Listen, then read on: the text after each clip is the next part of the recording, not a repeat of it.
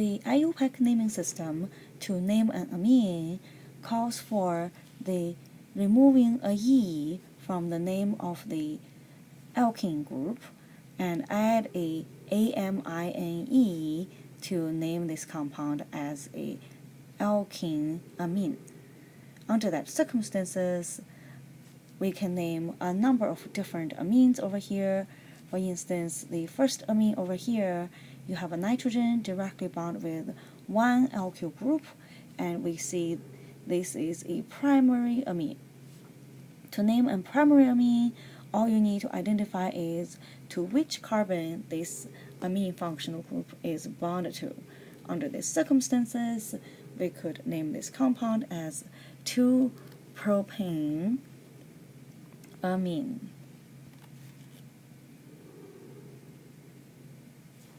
And the current IUPAC system tend to put the number of carbon the functional group bound to directly in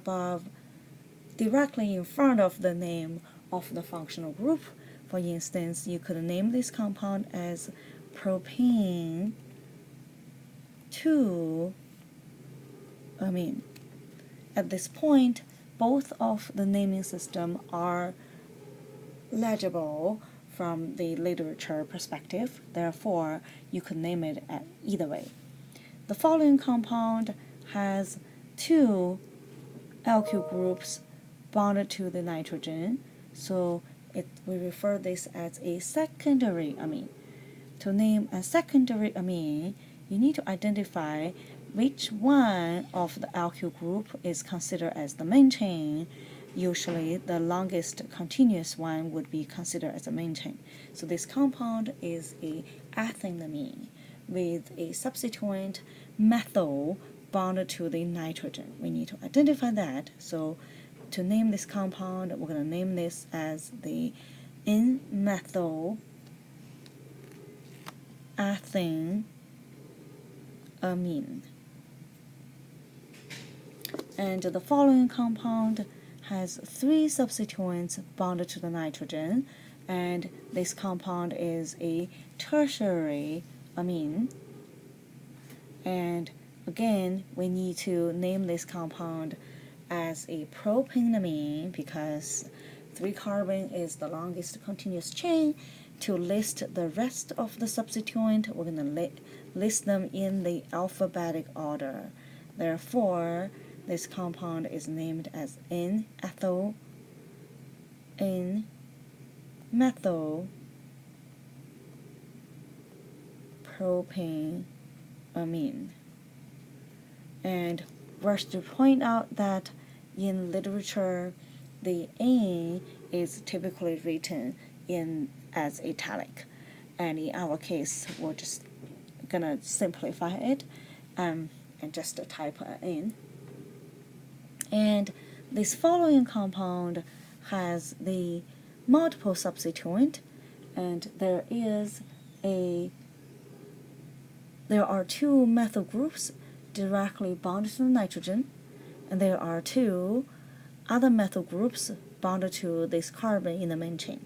So our carbon main chain contains of 6 carbons, and therefore your nitrogen functional group is directly bonded to the carbon number 2, and 3, 4 on carbon number 4 there are 2 methyl groups. To name this compound, we need to identify all the carbons or atoms that your methyl group are directly bonded to. So this compound is named as N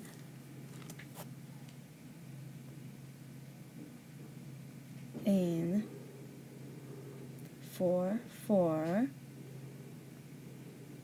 tetramethyl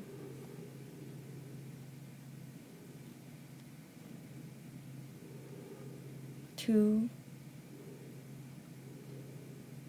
hexanamine. Oops,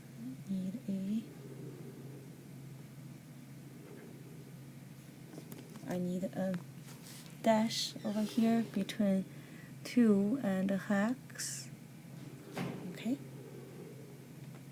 And if you have more than one functional group, and you need to refer to the priority list of the functional group, as you can see that amine, even though it's one of the later functional group you are introduced in organic chemistry, is actually of quite a low priority. And therefore, compounds contains the amine functional group. At the same time, other functional groups might be named as the amine substituted compound. As a substituent, amine is named as amino.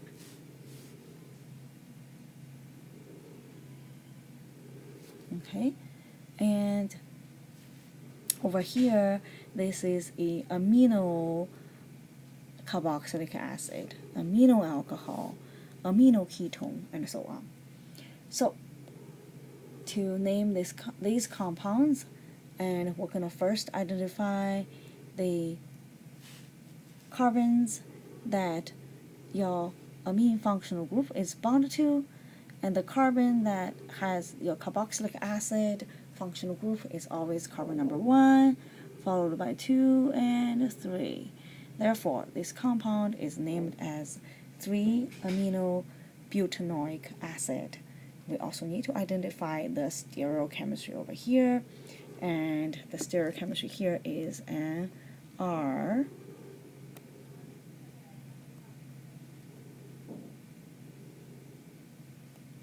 Three amino butanoic acid.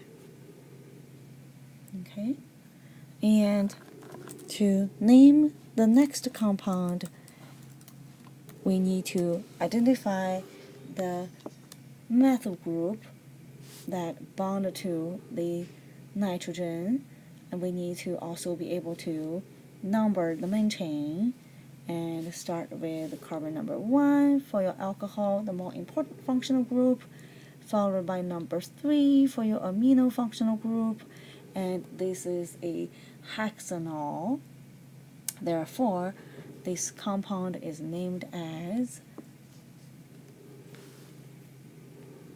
3-dimethyl amino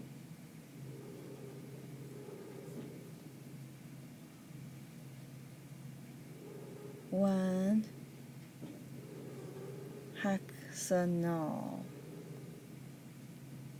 I want to remind you that the handout associated to the naming of the amine functional group has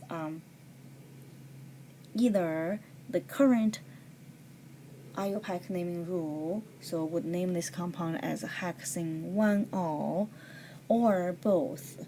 And as I mentioned, that either way is legible. The following compound has a ketone functional group and 2 substituent bond to the nitrogen. So this compound is named as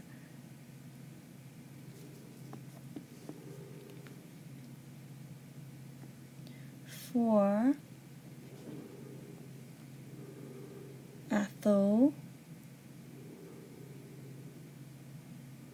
This second parenthesis is optional, methyl amino. Okay, all the functional groups. Cyclohexanone. Alright, and the following compound is a benzaldehyde with amine functional group, so it is a 3-amino. Interestingly, our amine functional group tend to bond to carbon number 3 for many of the cases. Benzaldehyde.